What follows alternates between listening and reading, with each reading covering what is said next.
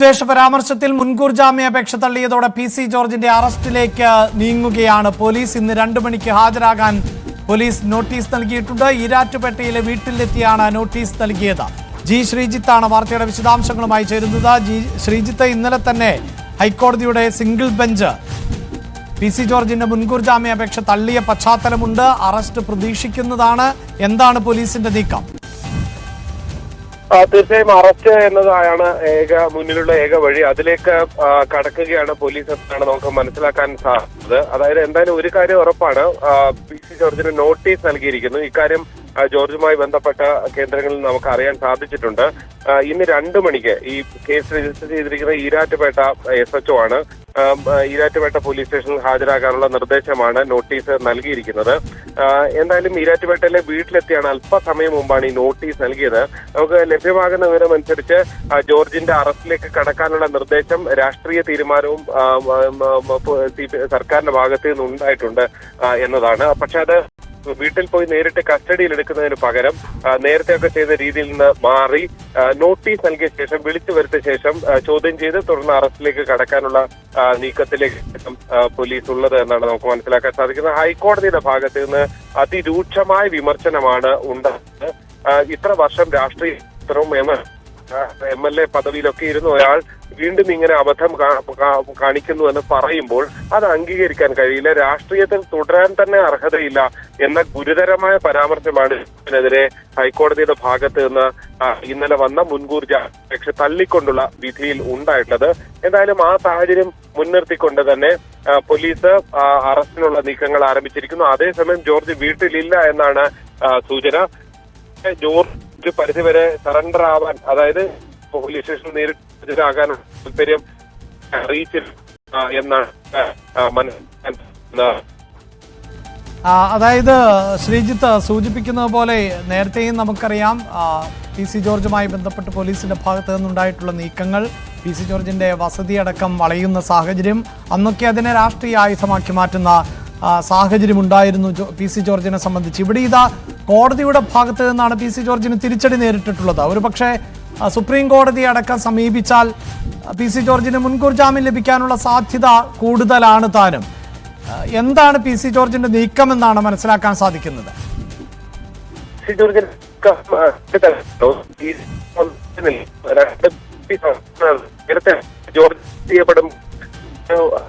Channel ചർച്ചയ്ക്കിടെ വിദ്വേഷ പരാമർശം നടത്തിയ പി.സി. ജോർജിന് കുരുക്ക് മുറുക്കുകയാണ് പോലീസ്. അറസ്റ്റ് ചെയ്യുവാനുള്ള സാധ്യതയാണ് മുന്നിൽ കാണുന്നത്. പി.സി. ജോർജിനോട് ഹാജരാകാൻ ആവശ്യപ്പെട്ടുകൊണ്ട് പോലീസ് നോട്ടീസ് നൽകിയിരിക്കുന്നു. ഇന്ന് 2 മണിക്ക് ഹാജരാകണം എന്നാണ് ആവശ്യപ്പെട്ടിട്ടുള്ളത്. അതേസമയം പി.സി. ജോർജ് അദ്ദേഹത്തിന്റെ വസതിയിൽ ഇല്ല എന്ന വിവരങ്ങൾ ആണ് ഇപ്പോൾ പുറത്തുവരുന്നത്. ഒപ്പം മേൽക്കോടതിയടക്കം സമീപിക്കുന്നത് സംബന്ധിച്ച തീരുമാനവും എടുക്കേണ്ടതുണ്ട്. സുപ്രീം കോടതിയെ സമീപിക്കുമോ എന്നതിലൊക്കെ വ്യക്തത കൈവരേണ്ട പശ്ചാത്തലം കൂടി ആണ് ഉള്ളത്. ഒരുപക്ഷെ ഹാജരാകുന്നില്ല എങ്കിൽ പിന്നീട് പോലീസിന്റെ ഭാഗത്ത് നിന്ന് എന്തായിരിക്കും നടപടി എന്നുള്ളതാണ്. സാധാരണ നിലയിൽ ഹാജരാകാൻ നോട്ടീസ് നൽകി 1-2 തവണയൊക്കെ നോട്ടീസ് നൽകുന്ന പശ്ചാത്തലമുണ്ട്. അതിനുശേഷം ഹാജരാകുന്നില്ല എങ്കിലാണ് അറസ്റ്റ് പോലുള്ള നടപടികളിലേക്ക് പോകുക. പക്ഷേ നിലവിൽ പി.സി. ജോർജിന് ഹൈക്കോടതിയിൽ നിന്ന് തിരിച്ചടി നേരിട്ട ഒരു പശ്ചാത്തലം കൂടിയുണ്ട്. പി.സി. ജോർജിന്റെ മുൻകൂർ ജാമ്യാപേക്ഷ ഹൈക്കോടതി തള്ളിയ സാഹചര്യം കൂടിയാണുള്ളത്.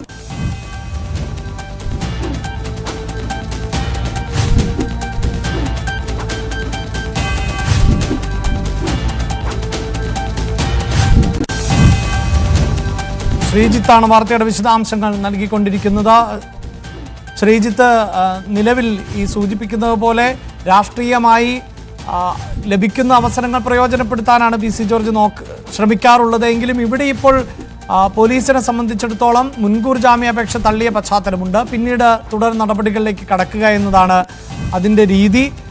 ഒരുപക്ഷെ നോട്ടീസ് നൽകി ഹാജരാകുന്നില്ല എങ്കിൽ പോലീസിന്റെ ഭാഗത്ത് നിന്ന് മറ്റ് നടപടികളിലേക്ക് അതിവേഗം കടക്കുമെന്ന് പ്രതീക്ഷിക്കാനാകുമോ? വളരെ വേഗത്തിൽ കടക്കാനുള്ള സാധ്യത നമുക്ക് അങ്ങനെ പ്രതീക്ഷിക്കാൻ വയ്യ. കാരണം കഴിഞ്ഞ തവണത്തെ അറസ്റ്റ് അങ്ങനെ ചെയ്ത ഒന്നായിരുന്നു. പുലർച്ചെ വീട്ടിലെത്തി തിരുവനന്തപുരം ഫോർട്ട് പോലീസ് അദ്ദേഹത്തെ കസ്റ്റഡിയിലെടുത്ത് കൊണ്ടുപോകുന്നു. വലിയ രീതിയിൽ വാർത്തയാകുന്നു. തിരുവനന്തപുരം വരെയുള്ള പി.സി. ജോർജിന്റെ യാത്ര വലിയ രീതിയിൽ മാധ്യമങ്ങൾ കവർ ചെയ്യുകയും ചെയ്യുന്ന ഒരു സാഹചര്യം ഉണ്ടായിരുന്നു. അന്ന് പി.സി. ജോർജിന് RSS പ്രവർത്തകരടക്കം വഴിനീളെ നിന്ന് അദ്ദേഹത്തിന് പിന്തുണ നൽകുന്നു. പ്രത്യേകിച്ച് ഹിന്ദു സമ്മേളനവുമായി ബന്ധപ്പെട്ട് നടത്തിയ വിവാദമായിരുന്നു. അന്ന് BJP നേതാവ് അല്ലാത്ത കൂടി അദ്ദേഹത്തെ പിന്തുണയിലേക്ക് കാര്യങ്ങൾ എത്തിയിരുന്നു. ഈ ഒരു സാഹചര്യം വലിയ രീതിയിൽ രാഷ്ട്രീയമായി മുതലെടുപ്പിന് BJP ഉപയോഗിച്ചു എന്ന് അന്ന് തന്നെ വിലയിരുത്തുന്നുണ്ടായിരുന്നു.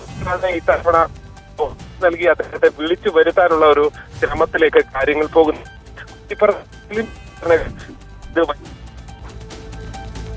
പി.സി. ജോർജിന്റെ മുൻകൂർ ജാമ്യാപേക്ഷ ഹൈക്കോടതി തള്ളിയ പശ്ചാത്തലത്തിലാണ് പി.സി. ജോർജിനെ അറസ്റ്റ് ചെയ്യാനുള്ള നീക്കവുമായി പോലീസ് മുന്നോട്ട് പോകുന്നത്.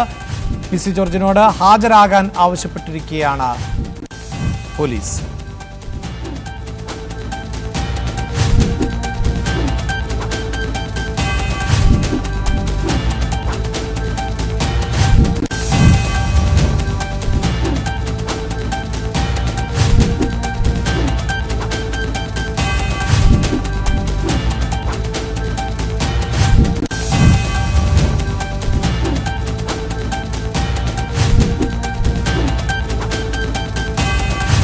ചാനൽ ചർച്ചയ്ക്കിടെയായിരുന്നു പി.സി. ജോർജിന്റെ വിദ്വേഷ പരാമർശം. ഈ പരാമർശത്തിലാണ് കേസ് ഉള്ളത്.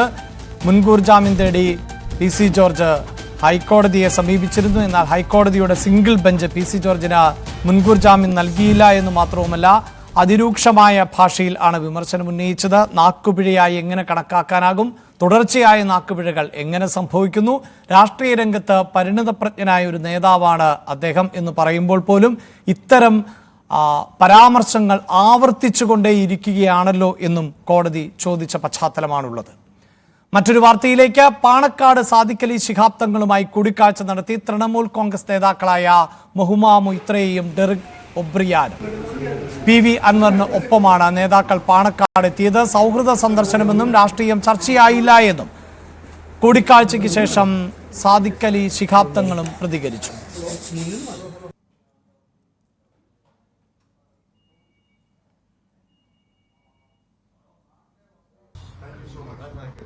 തൃണമൂൽ കോൺഗ്രസിൻ്റെ MP-മാർ അവർ കേരളത്തിൽ അവരുടെ പാർട്ടി പരിപാടികൾക്ക് വന്നായിരുന്നു.